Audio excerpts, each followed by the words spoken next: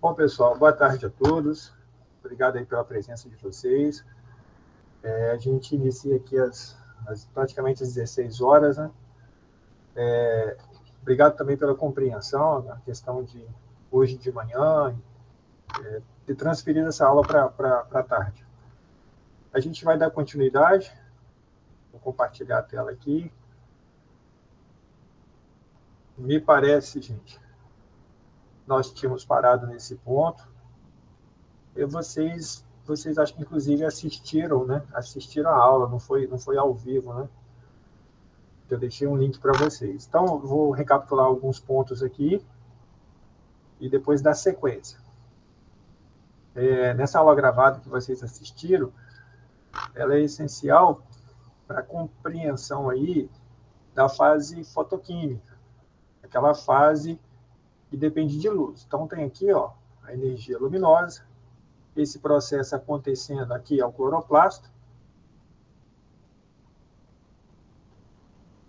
e o cloroplasto ele apresenta, né, os tilacoides. Então, aqui, ó, a membrana do tilacoide. Isso que eu fiz aqui é a membrana do tilacoide.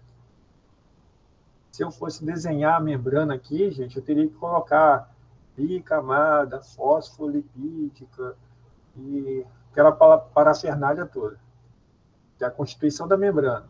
Né? Mas essa membrana contém clorofila, os pigmentos fotossintéticos. Então, se eu perguntar, por exemplo, na prova, onde ficam os pigmentos fotossintéticos, a membrana do tilacoide. Né? E uma série de proteínas, né, são transportadores de elétrons.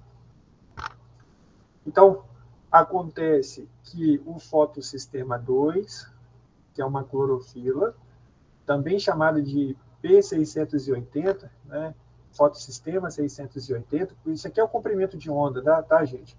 Quando eu falei de luz, né, da radiação, ela tem um comprimento de onda. Então, a luz vai incidir sobre vários pigmentos, não é somente a clorofila, P680, são vários pigmentos fotossintéticos, e cada qual vai absorver a luz em um determinado comprimento de onda.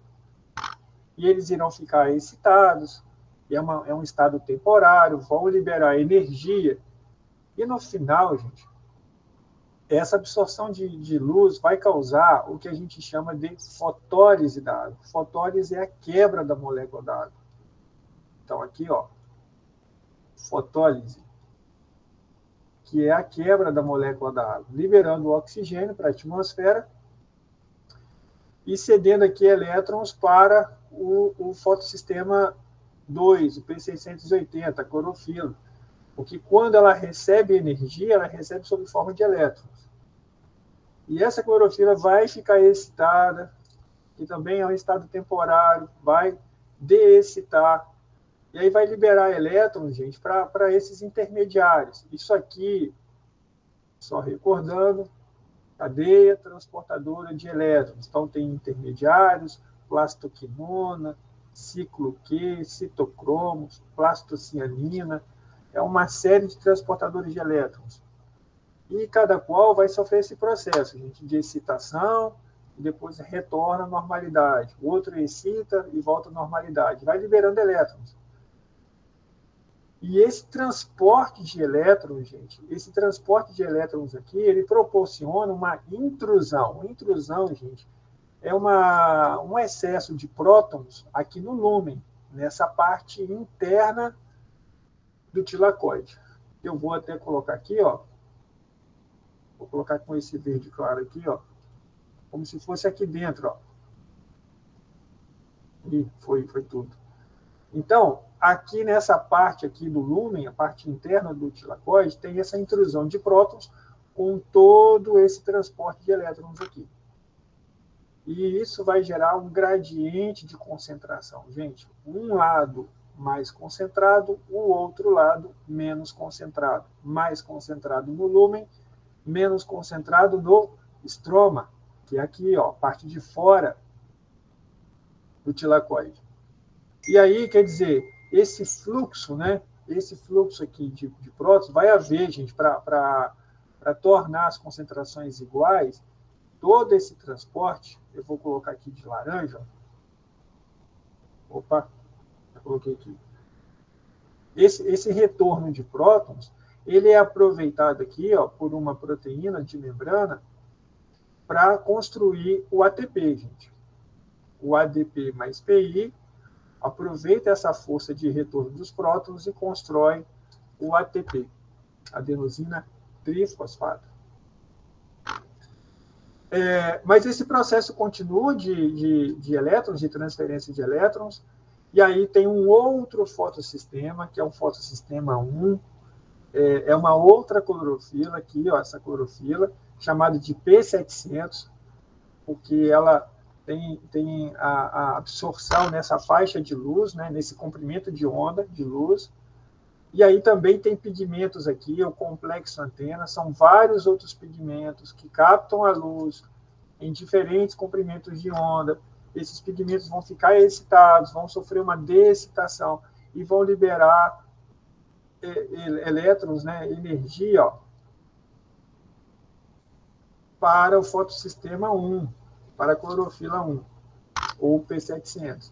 Essa clorofila vai ficar excitada, vai sofrer uma decitação, vai liberar esse elétron para um transportador chamado ferredoxina, que, por sua vez, fica excitada e sofre decitação, volta à normalidade, liberando elétron para esse aceptor final de elétrons. Aceptor final, NADP+, nicotinamida, adenina, dinucleotídeo, fosfato, na sua forma oxidada. Ao receber elétrons, ele vai formar o NADPH2, que é poder redutor. Então, a gente tem que aqui concentrar, a história ficou aqui, gente, ó, no poder redutor e no ATP. Só faço aqui também um acréscimo, né? Que isso aí, gente, esse processo todo é chamado de fosforilação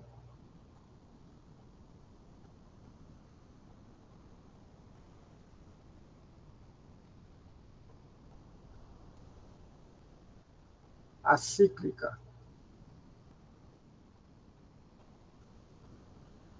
Acíclica, gente, porque tem a síntese de ATPs, tem a produção fotofosforilação, né, porque a energia da luz é aproveitada para a fosforilação do ATP aqui, ó, para a construção do ATP. E acíclico, porque essa história termina nesse aceptor aqui, ó, no NADP+, formando o NADPH2.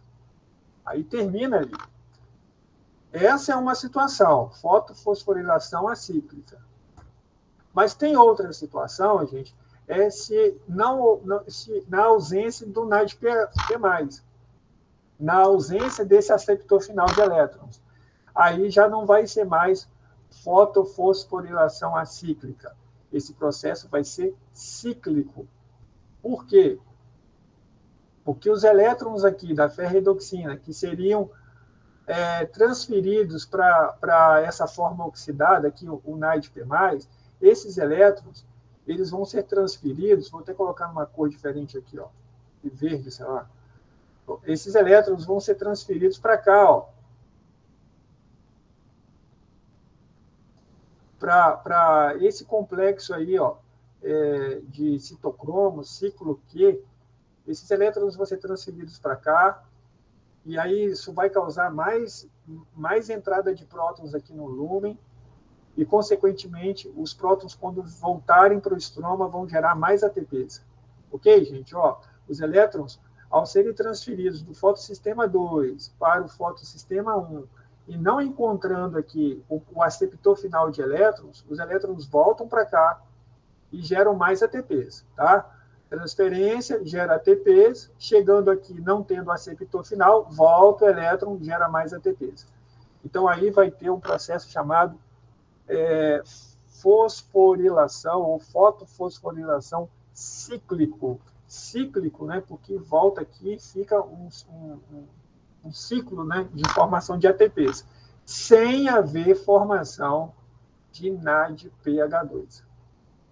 Lembrando que esse processo cíclico ele é temporário até a formação de mais NADP+, a liberação de NADP+, aqui, para tornar esse processo novamente acíclico.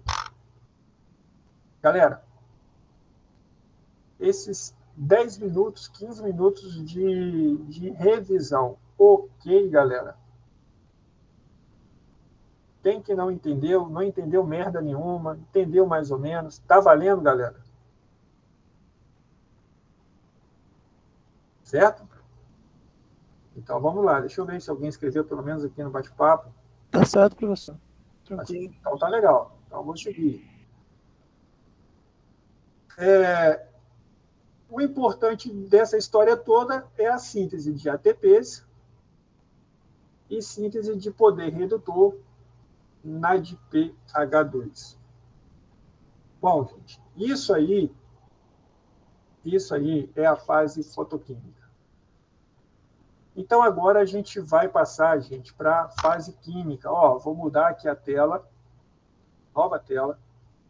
Lembrando que esses dois aqui, o poder redutor e o ATP, já estão no estroma, já estão aqui, aonde vai acontecer a fase química.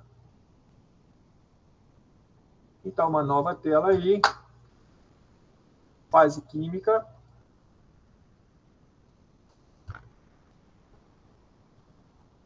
Também chamada, gente, de fase escura.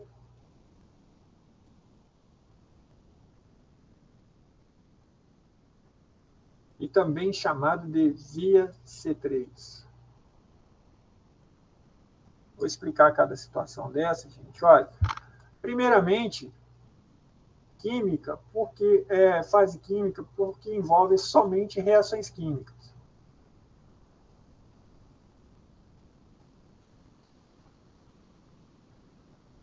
Somente reações químicas. Isso aqui é a justificativa. Fase escura, gente, é que não precisa de luz. Não precisa de luz.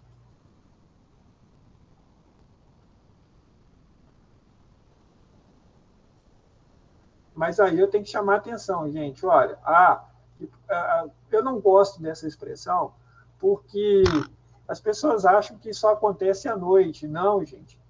Ela independe da luz. Desde que tem que ter ATP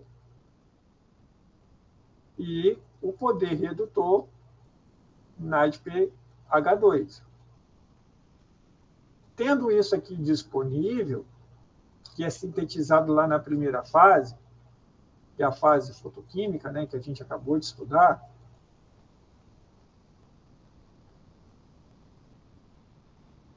tendo essas formas de energia, né, energia, poder redutor, a fase acontece.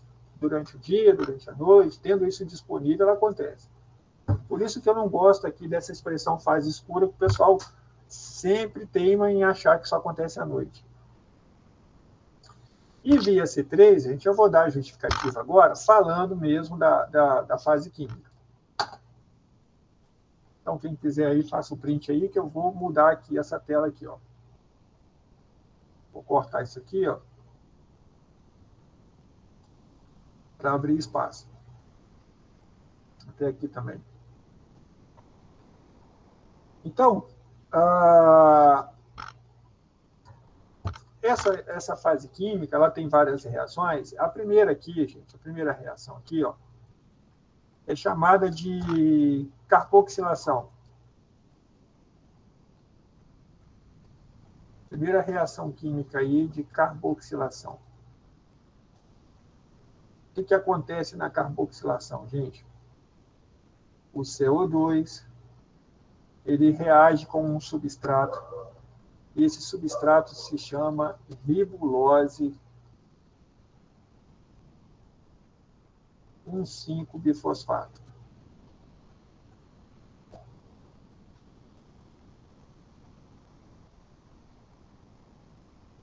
Isso, gente, na presença de uma enzima, e essa enzima ela é chamada de rubisco. Gente, o rubisco é até um apelido, porque era ribulose, 5-bifosfato, carboxilase.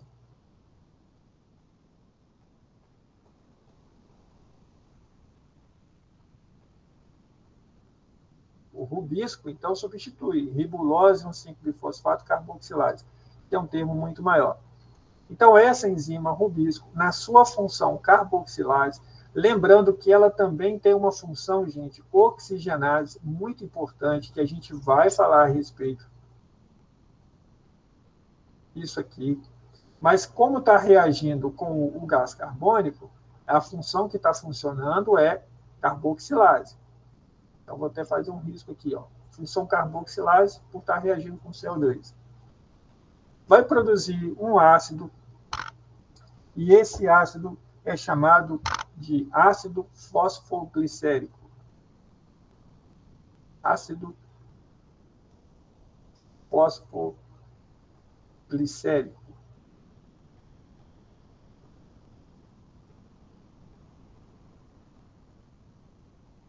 Também chamado de PGA, ácido fosfoglicérico. Tá? Só que, na quantidade, são 2 ácidos. Porque esse ácido aqui, gente, ele contém 3 carbonos. Vamos fazer a conta aqui, ó. O CO2 aqui é um CO2, é um carbono. O substrato, 1,5, ribulose, 1,5-bifosfato, ele contém 5 carbonos. Então, a soma desses reagentes tem esse produto aqui, só que como são 2 ácidos, são 6 carbonos. Por isso, galera, por isso que é chamado de via C3. Perguntar lá, por que a fase química também é chamada de via C3? É chamado de via C3 porque o produto da carboxilação, da fixação do CO2, é um ácido de 3 carbonos, e não de 6 carbonos, como se pensava.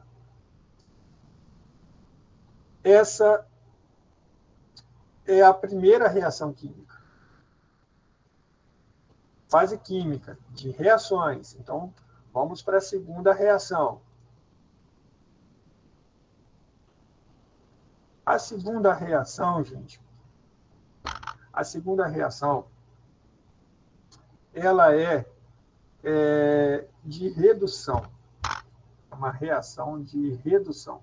Redução, gente, em química é ganho de energia. Reduzir significa ganho de energia.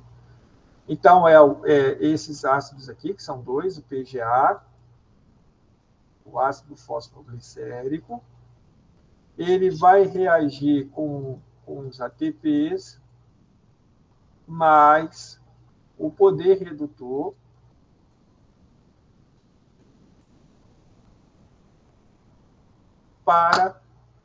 resultando aí na formação de um produto chamado triose fosfato.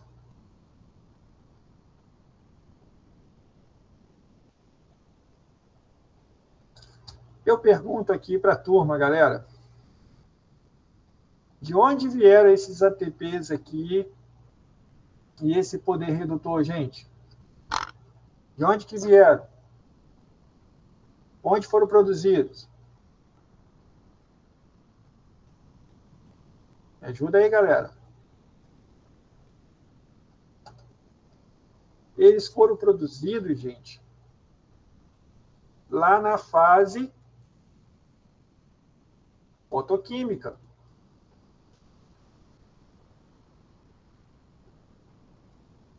O que eu expliquei no início, tudo para vocês lá, ó, aí resultou na formação de ATPs e poder redutor, que estão sendo utilizados agora, na fase química, nessa segunda reação aqui de redução, transformando o ácido fosfoglicérico em triose fosfato. Compreendem? Aí, olha só, produz a triose fosfato e sobra as formas oxidadas. ADP mais PI mais NAD P+. Pergunto, minha gente, para onde que essas formas oxidadas irão? Para onde, minha gente? Elas vão voltar para onde? Vão voltar lá para a fase fotoquímica. Vão retornar lá para a membrana do tilacoide. E por que elas vão retornar? Para fabricar mais ATPs e para fabricar mais poder redutor. Estão viajando comigo aí? Estão me entendendo, galera? Estão aí? Tá valendo? Beleza, então. Opa. Deixa eu ver aqui. Então, isso é um ciclo, tá? O que é utilizado na fase química gera triose fosfato, que é uma substância de alto valor energético, e produz formas oxidadas que retornam lá para a fase fotoquímica para gerar mais ATPs e mais NADPH2. Né? Aí, deixa eu apagar isso aqui, ó. Só para a gente aproveitar aqui. Olha, o ponto aqui é que essa triose fosfato aqui, ela tem serventia para várias coisas, gente, na célula. Imagina só, ó, a gente está falando aqui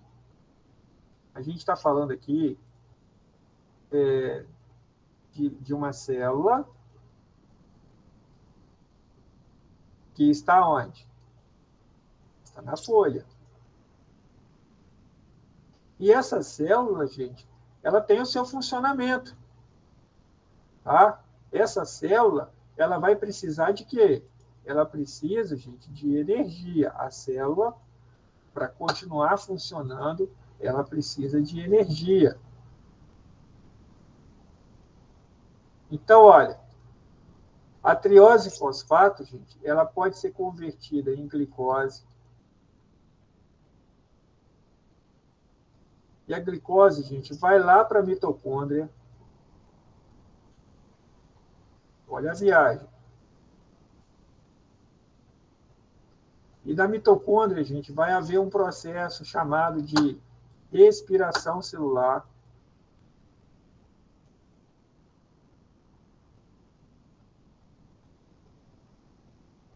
E essa respiração celular vai produzir energia, simplesmente para a célula continuar funcionando. Para ela continuar funcionando. Veja a importância dessa triose fosfato aqui produzida. Ela forma a glicose, e vai para outra organela, sai lá do cloroplasto, vai lá para a organela mitocôndria, para gerar energia para a célula funcionar. É o combustível para a célula funcionar. Sem contar que isso aqui tem tantas outras funções. Ó, faça o print aí dessa tela aí que eu vou mudar de tela. Eu vou mostrar outras funções dessa triose fosfato aqui, ó. Ok? Então vamos para a nova tela aí.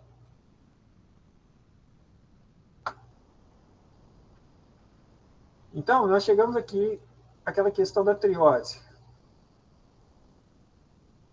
Isso que eu acabei de explicar agora, gente, que eu falei assim, ó, é isso aqui, ó. Eu estava falando do processo fotossintético, né? Fase fotoquímica, agora a fase química. Então, a fotossíntese, ela pega gás carbônico e vai gerar aqui, ó, no final, a triose fosfato. Né? Aí eu falei com vocês o quê? Que essa triose fosfato vai ser convertida em glicose e a glicose vai para um processo chamado de respiração.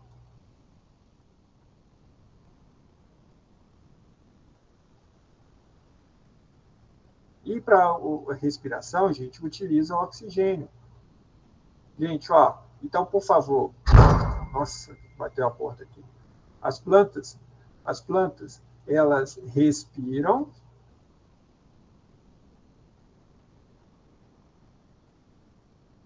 e elas fazem fotossíntese. São processos inversos, gente.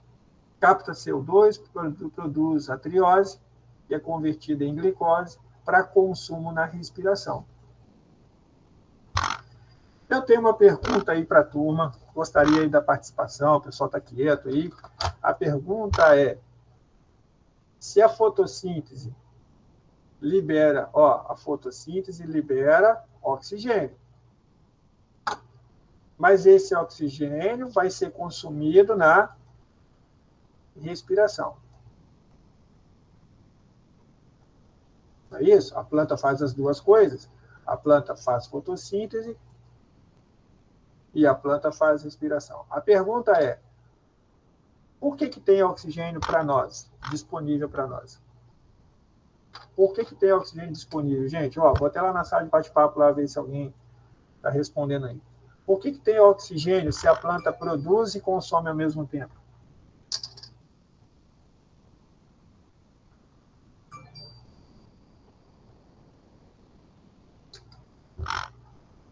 Ninguém respondendo, galera?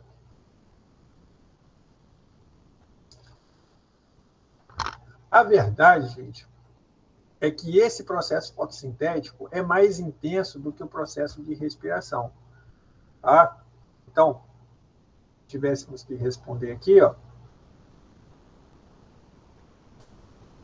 colocaríamos da seguinte forma. Colocaríamos da seguinte forma.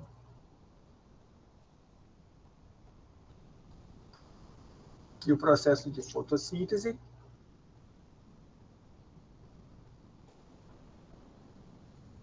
ele ocorre mais, ele produz mais oxigênio do que é consumido na respiração.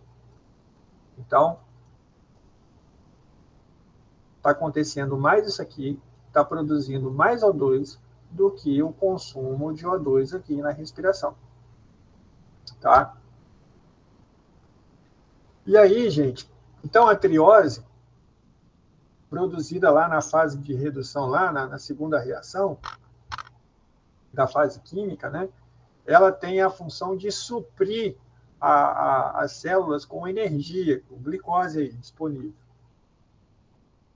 Mas tem muito mais outras situações, gente.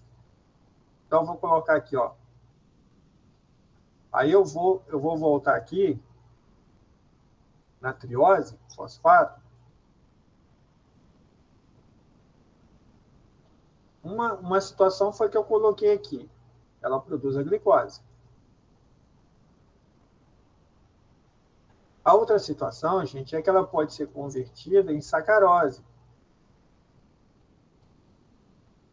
Gente, sacarose é um açúcar, mas ele, na planta, ele é um açúcar de transporte.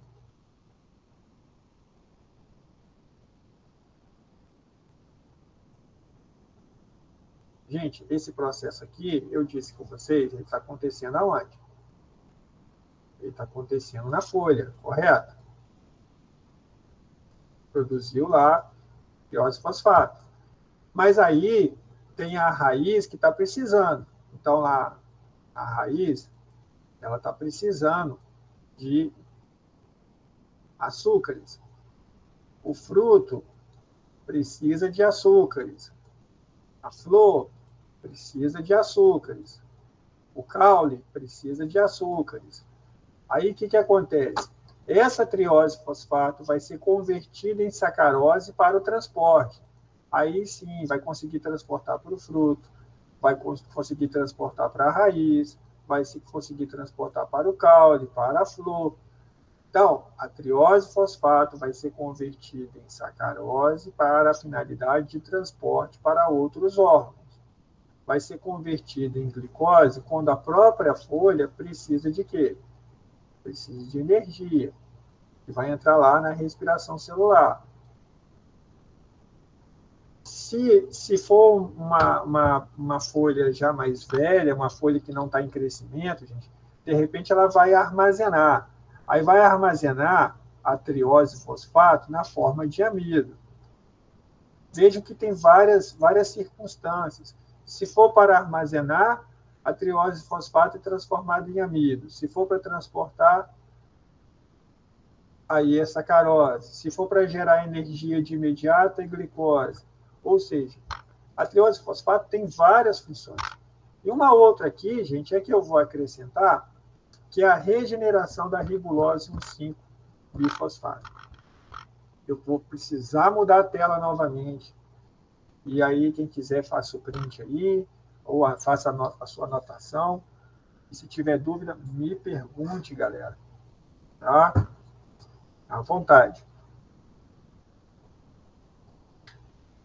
Ok, então...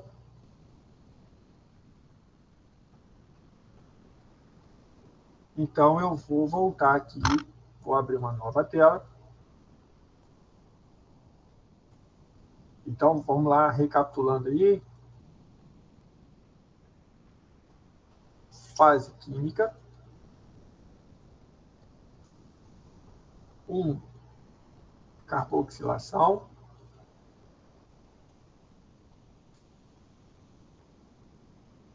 2, redução.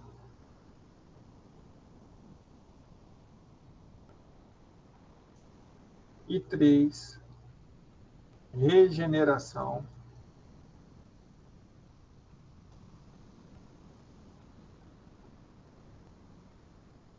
da ribulose 1,5-bifosfato.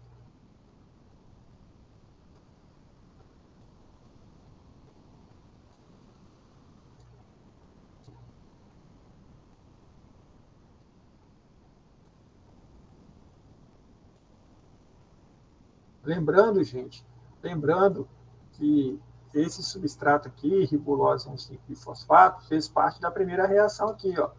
O CO2 mais ribulose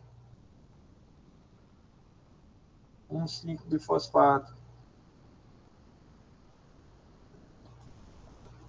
Na presença lá daquela enzima que eu falei, chamada rubisco, produz o ácido fosfoglicérico, PGA. Aí, olha só, esse PGA entra aqui nessa fase de redução aqui. O PGA, ele reage com ATPs mais o poder redutor NADPH2 e vai gerar a triose fosfato. Eu disse que a triose fosfato tem várias funções aí, gente, né? Que pode gerar glicose, pode gerar amido, pode gerar sacarose. E a triose fosfato pode ter serventia e deve, gente, ser utilizada para regenerar a ribulose 1,5-bifosfato. Por quê, minha gente? Por que é importante regenerar isso? Quem que me responde aí? Por que é importante regenerar a ribulose 1,5-bifosfato? A resposta está aí, gente. Precisa regenerar para voltar à primeira reação aqui de carboxilação. Sem o substrato, o processo não continua. Então, tem a primeira reação, a segunda reação, gera trioses numa quantidade suficiente para uma parte regenerar a ribulose 1,5-bifosfato que foi gasta lá na primeira etapa, para o processo ter continuidade. Essa é a fase química, meu povo. Então, a verdade é que a fase química, qual é a serventia? A serventia é para consumir os ATPs produzidos na primeira etapa, lá na fase fotoquímica, consumir NADPH2 também, e gerar triose, fosfato suficiente ali, gente, para várias vias metabólicas, para suprir várias necessidades da célula. Então, aqui é um açúcar, né, que pode ser utilizado para várias necessidades da célula. E aí eu vou abrir uma nova tela aqui, e mostrar aí o processo como um todo. Então, vamos lá, gente. Como é que eu vou fazer aqui? Estou até pensando aqui. Vamos daquele jeito lá, ó. A membrana do tilacoide, né? Vou resumir isso aqui, gente, ó. Rapidinho. O complexo antena. O fotossistema aqui. Fotossistema 2, T680.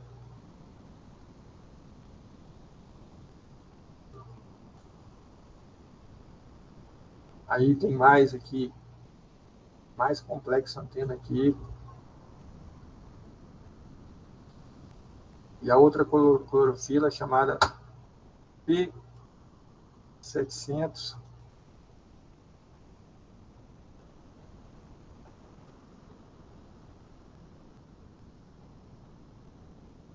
E aí, o que eu mostrei? Vai ter o consumo de água aqui, a fotólise da água, com absorção de luz.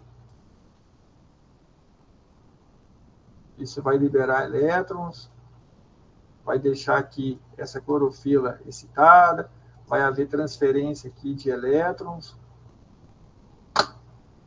Essa transferência resulta na síntese de ATPs. E essa transferência de elétrons para o fotossistema 1, P700, vai gerar energia aqui que vai resultar na síntese de quê? De poder redutor. E esses dois aqui, o NADPH2 e ATPs, vão ser utilizados aqui mesmo no estroma para as reações químicas. E quais são as reações químicas? A primeira que é de carboxilação.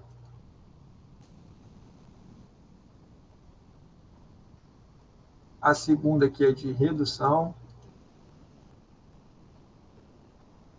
E especificamente, gente, nessa de redução, nessa reação química aqui, que vai ter o consumo do poder redutor e o consumo de ATPs. E isso vai gerar aquele açúcar chamado de triose fosfato. E que vai cumprir várias funções na célula, né? A triose fosfato vai ter inúmeras funções aí na célula, inclusive de regenerar o substrato, para fazer aqui a terceira etapa aqui, ó, regenerar o substrato, que no caso é a ribulose 1,5-bifosfato. O substrato essencial à fase de carboxilação. Então, nós temos aí um resumo das fases. Fotoquímica,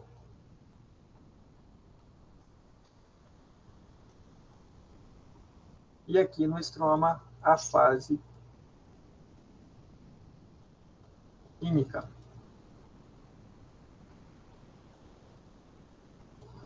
Ok, minha gente. Tudo certo aí? Deixa eu voltar na sala aqui. Ok aí? Tá legal? Agora, eu vou avançar aqui, só comentar uma outra situação aqui, que é da fase da enzima rubisco, porque ela também tem uma função oxigenase. Vou comentar brevemente, e isso aí vai ficar para amanhã, para a gente fechar com outros mecanismos aí. Preciso comentar isso com vocês.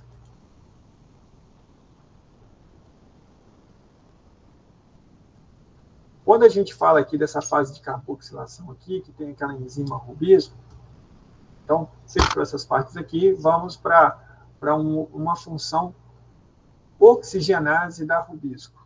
Vou abrir uma nova tela aqui. Então, a rubisco, que é uma enzima,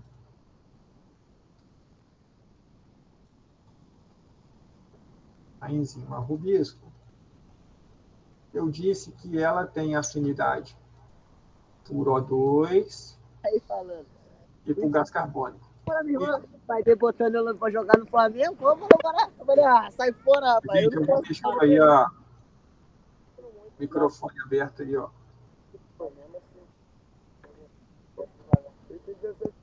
É o Luca.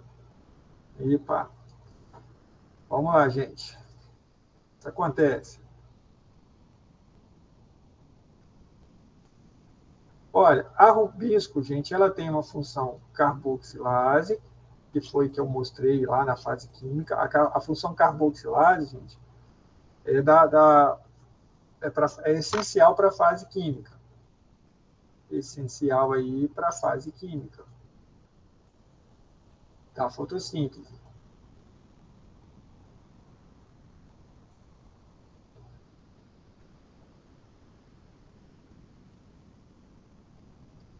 Mas o que acontece, gente? Existem situações que os níveis de oxigênio são maiores do que no gás carbônico. E aí a rubisco, ela funciona, gente, com o oxigênio, com essa função oxigenase. O que é ruim para o processo fotossintético. Porque para haver fase química, tem que ligar com gás carbônico. Se não ligar com gás carbônico e ligar com oxigênio, gente, é uma outra função. Então, eu só vou colocar aqui uma situação para vocês. Ó, quando que acontece que a enzima rubisco funciona essa função oxigenase? Uma nova tela aqui, galera. Existem situações, gente, que a folha ela fica muito exposta ao sol. E aí, gente, os estômatos, né? Os estômatos ficam abertos. Então, vou colocar aqui, ó. Normalmente, gente, na epiderme de baixo, ó.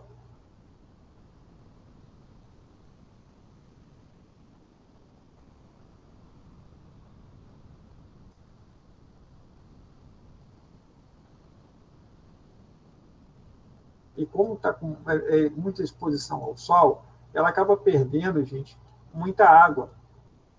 Ela perde um vapor de água aqui, ó, uma quantidade muito grande de água. Então, vapor d'água.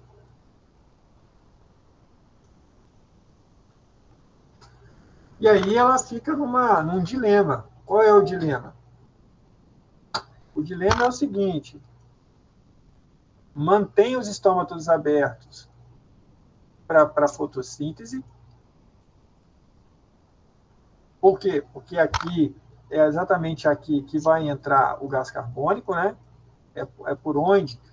Então, para ter fotossíntese tem que ter gás carbônico. E aí precisa dos estômatos abertos. Ou ela mantém os estômatos abertos para fazer fotossíntese, ou ela morre desidratada.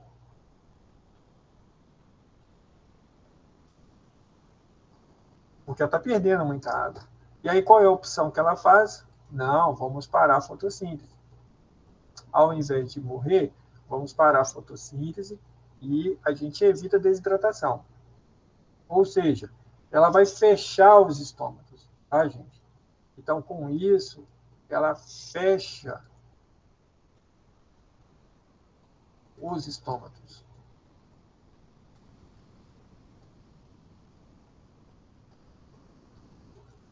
No que ela fecha os estômatos, gente, não tem entrada de gás carbônico, mas também não tem saída de oxigênio. Ó, o oxigênio está aqui, ó, dentro da folha, mas não está saindo porque os estômatos foram fechados, por conta desse problema aqui, ó, da desidratação. quando os níveis de oxigênio se tornam maiores do que o gás carbônico dentro da folha, gente, vai haver aquela função oxigenase.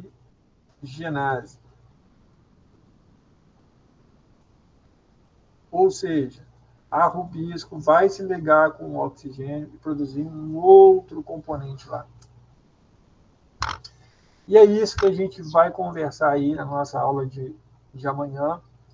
A gente vai conversar a respeito disso, falar sobre fotoinibição, fotorrespiração, fotoinibição, plantas C4, plantas CAM. É isso que a gente vai ter que discutir para amanhã. Então, vou interromper aqui, volto à sala, deixa eu só interromper aqui a gravação